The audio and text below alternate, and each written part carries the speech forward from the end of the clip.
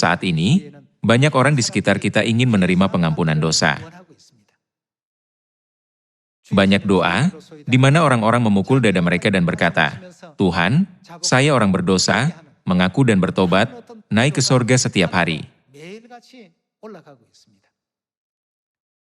Namun, dikatakan bahwa ada doa yang Tuhan dengar dan doa yang tidak Dia dengar. Karena itu, dalam Yeremia pasal 31 dikatakan, "Aku akan mengadakan perjanjian baru dan menaruh hukumku dalam hati mereka, dan aku akan menjadi Tuhan mereka, dan mereka akan menjadi umatku."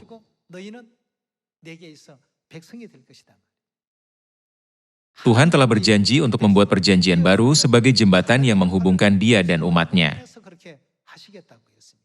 Juga, perjanjian baru ini tidak ditetapkan oleh seseorang tetapi oleh Tuhan, yang berkuasa untuk mengampuni dosa. Artinya, barang siapa menaati semuanya itu, dialah yang percaya kepadaku. Tuhan telah membedakan antara mereka yang percaya dan mereka yang tidak. Saat ini, mereka yang menghadiri gereja berkata, "Kami semua percaya kepada darah Yesus Kristus yang ditumpahkannya di atas salib, dan kami percaya kepada Yesus, namun difirmankan Yesus, 'Aku tidak pernah mengenal kamu. Enyahlah dariku, kamu yang melakukan pelanggaran hukum.'" Mereka berkata, "Kami percaya," tetapi Yesus berkata, "Aku tidak pernah mengenal kamu." Apa yang ada di antara keduanya? Ada pelanggaran hukum di antaranya. Jika demikian, kepada siapakah Yesus berkata, "Aku tahu"? Terhadap orang-orang yang menyimpan kebenaran Paskah Perjanjian Baru, Dia berkata, "Aku tahu." Mengapa demikian? Alasannya adalah karena mereka melakukan persis seperti yang diperintahkan Tuhan. "Bukankah karena kamu bukan umatku, maka kamu tidak menaati dan tidak mengikuti perjanjianku, peraturanku, dan hukumku?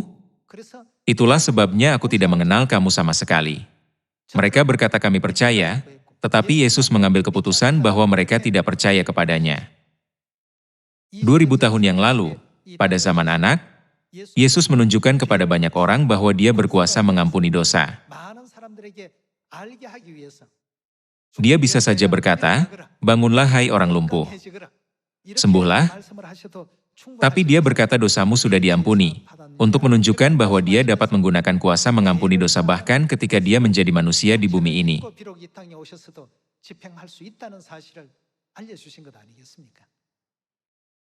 Pada zaman terakhir Roh Kudus ini, dalam nama siapa kita dapat mengandalkan untuk menerima pengampunan dosa?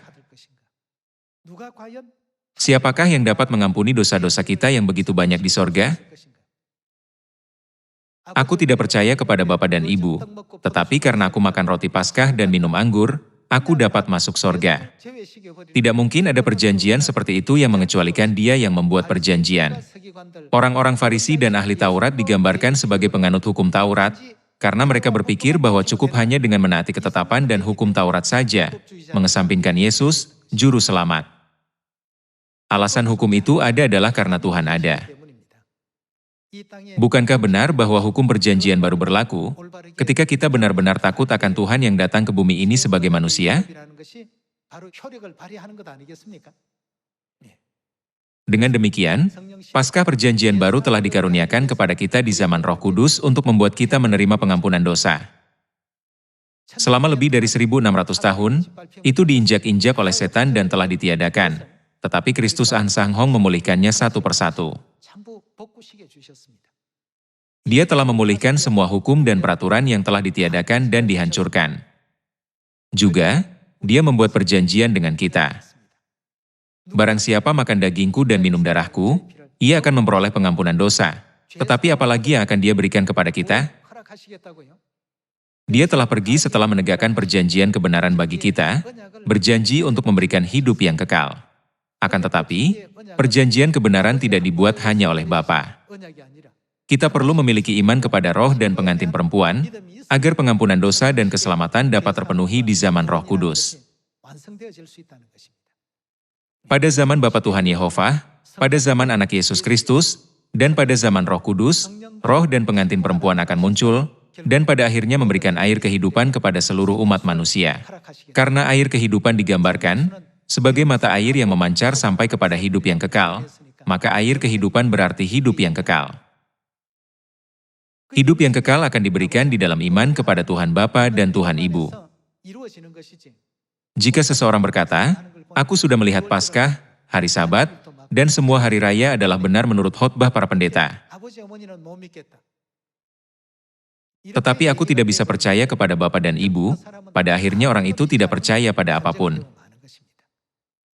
Perjanjian itu baru berlaku hanya ketika Bapa dan Ibu ada. Dalam Kisah Para Rasul pasal 16, ketika terjadi gempa bumi yang hebat, sehingga sendi-sendi penjara itu goyah dan juga terbukalah semua pintu. Kepala penjara itu takut bahwa para tahanan telah melarikan diri dan hendak bunuh diri, karena ia mengira telah gagal dalam tugasnya. Paulus dan Silas berkata, "Jangan celakakan dirimu, sebab kami semuanya masih ada di sini." Kemudian, ia berpikir, melihat semua peristiwa ini terjadi, ini bukan hal yang biasa. Tuhan seperti apa yang mereka sembah? Dia bertanya, "Tuan-tuan, apakah yang harus aku perbuat supaya aku selamat?" Apakah Paulus menjelaskan tentang Paskah Perjanjian Baru dan peraturannya dengan rumit? Apa yang dia katakan? "Percayalah kepada Tuhan Yesus Kristus dan engkau akan selamat, engkau dan seisi rumahmu." Kalian harus percaya kepada Tuhan. Kita percaya bahwa memelihara hari Sabat dan Paskah dapat membawa kepada keselamatan. Karena siapakah yang mengatakannya kepada kita? Tuhan. Apa gunanya Paskah dan hari Sabat jika Tuhan tidak ada? Itu tidak ada artinya. Tuhan harus ada. Objek iman kita seharusnya adalah Tuhan, bukan hukum yang diutamakan. Sebelum Tuhan memerintahkan kita untuk menaati hukum, hukum itu tidak memiliki pengaruh, nilai, atau kehidupan.